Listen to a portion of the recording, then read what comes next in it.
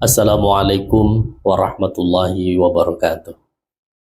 Hamdan wa syukran lillah, salatan wa salaman ala rasulillah, la haula wa la quwata illa billah, amma ba'd.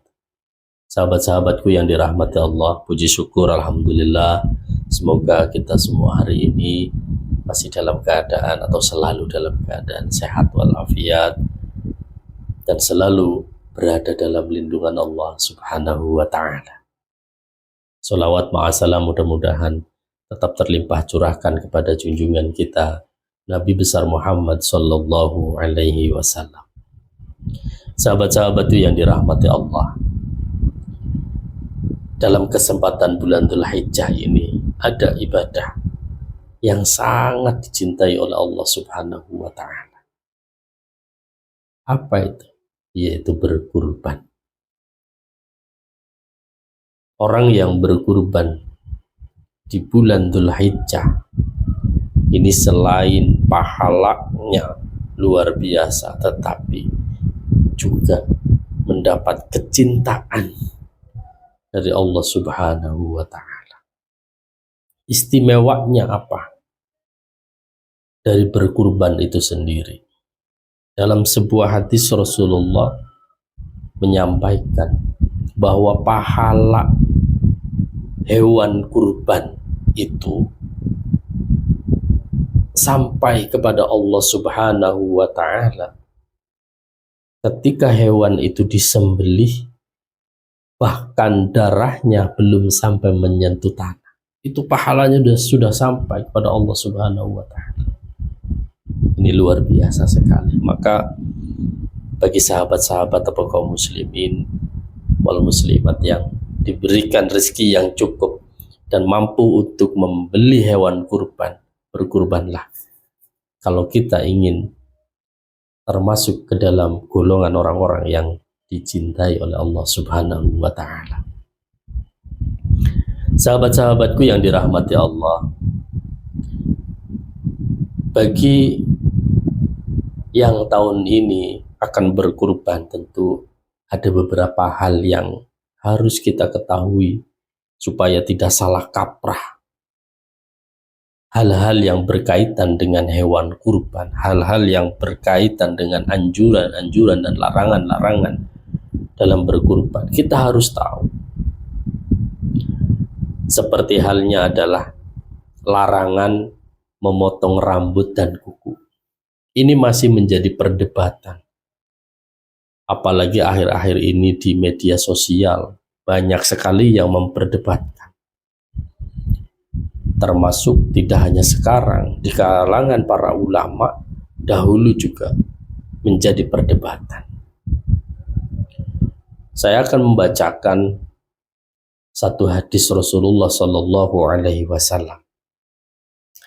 Man kana lahu dhibhun yadbahuhu fa idza uhilla hilalu dzulhijjati fala ya'khudanna min sya'rihi wala min adfarihi hatta yudhhiya. Barang siapa yang ingin berkurban dan apabila telah memasuki awal Dzulhijjah atau tanggal 1 bulan Dzulhijjah, maka fala ya'khudanna min sya'rihi, janganlah memotong rambut, dan wala min adfarihi, jangan juga memotong kuku. Sampai kapan? Hatta yudhhiya, sampai hewan itu disembelih atau sampai waktunya berkurban. Jika kita menyembelih hewan kurban itu bertepatan pada tanggal 10, maka kita boleh memotong kuku atau rambut setelah hewan itu disembelih pada tanggal 10. Tetapi apabila kita menyembelih hewan kurbannya tanggal 11-nya atau tanggal 12-nya, maka memotong kuku dan rambutnya setelah hewan disembelih pada tanggal tersebut. Ada beberapa pendapat, karena ini masih khilafiyah, ada beberapa pendapat yang mengatakan larangan memotong kuku dan memotong rambut bagi orang yang berkurban menurut Imam Maliki dan Imam Syafi'i dihukumi sunnah ketika kita tidak memotong rambut dan memotong kuku. Bahkan ketika kita kemudian memotong kuku dan memotong rambut, itu dihukumi makruh.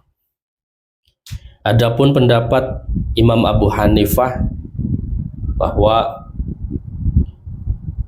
memotong rambut dan memotong kuku bagi orang yang berkurban itu boleh.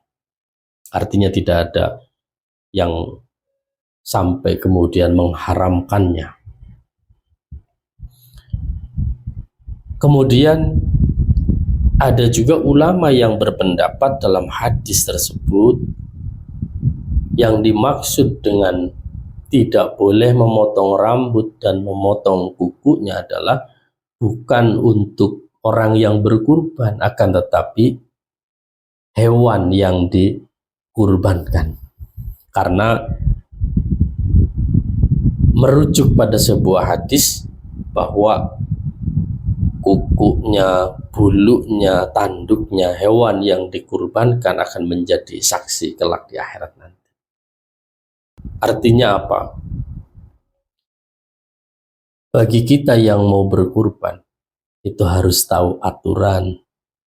Tidak hanya memilih jenis kelamin, kemudian mempertanyakan jenis kelamin mana yang lebih afdol. Ada lagi dari kekurangan-kekurangan hewan tersebut.